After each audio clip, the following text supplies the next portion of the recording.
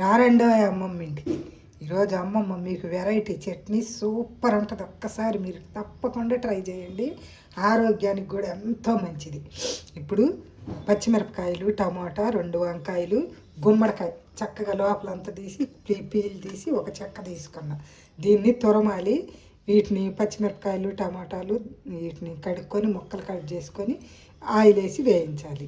దీన్ని మాత్రం తురిమి పక్కన పెట్టుకోవాలి. ఇప్పుడు మనం ఈ చట్నీ చేద్దాం రండి. రోజు సండే స్పెషల్ రాగి సంకట్లోకి గుమ్మడికాయ చట్నీ అద్దరిపోయిద్ది. ఇప్పుడు ముందుగా పచ్చిమిరపకాయలు, వంకాయలు ముక్కలు కోసి కొంచెం ఆయిల్ వేసి పొయ్యి మీద పెట్టి మాడకుండా చక్కగా మంచిగా వేయించుకోవాలి. ఇవి చక్కగా వేగినాయి చూడండి, మాడిపోకుండా మెత్తగా వేగిపోయింది. ఇవి టమాటాలు ఇప్పుడు మనం ముక్కలు కట్ చేసుకొని దీంట్లో వేసుకుంటాం. ఇవి మా పెరట్లో కాసిన నాటు టమాటాలు.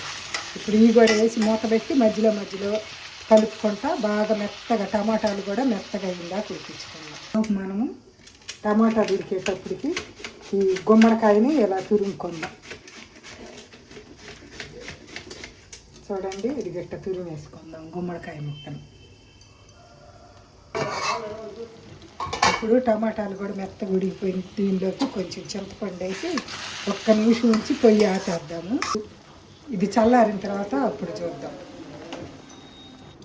ఇప్పుడు దీనిలోకి సరిపడా ఉప్పు, జీలకర్ర, వెల్లుల్లి, కొత్తిమీర వేసి చట్నీ చేసుకొని తీసుకొస్తాం. ఇప్పుడు తాలింపుకి పొయ్యి మీద గిన్నె పెట్టాము. చట్నీ తాలింపుకి దీనికి కొంచెం ఎక్కువ వేసుకుంటే నూనె బాగుంటుంది. దాన్ని వేడెక్కనిద్దాం. హీట్ ఎక్కింది. ఎండుమిరపకాయలు, తాలింపు గింజలు వేసాము. మనం వెల్లుల్లి పక్కన వేసాం కాబట్టి కరివేపాకు. ఇప్పుడు కరివేపాకు లేదు దానికొని కొంచెం వేసి గుప్పుడు వేసుకుంటే సూపర్ ఉంటుంది. ఇప్పుడు దీనిలో మనం మిక్సీ పట్టుకొచ్చిన చట్నీ, తురుము పెట్టుకున్న గుమ్మడికాయ తురుము, ఇప్పుడు ఈ తురుము ఈ చట్నీ మొత్తం చక్కగా కలిపేద్దాం. అద్భుతంగా ఉంటుంది తెలుసా. మీరు ఒక్కసారి ఖచ్చితంగా ట్రై చేయండి, చాలా బాగుంటుంది. ఇప్పుడు ఈ చట్నీ సూపర్ ఉంది. మేము రాగి సంకట్లో తింటాం. ఇప్పుడు ఈ చట్నీని ఈ రాగి సంకట్లో వేసుకొని తింటే అసలు అద్భుతం అంటే అద్భుతంగా ఉంటుంది. అంత సూపర్. ఒక్కసారి మీరు కూడా ట్రై చేయండి, అద్దరిపోయిద్ది.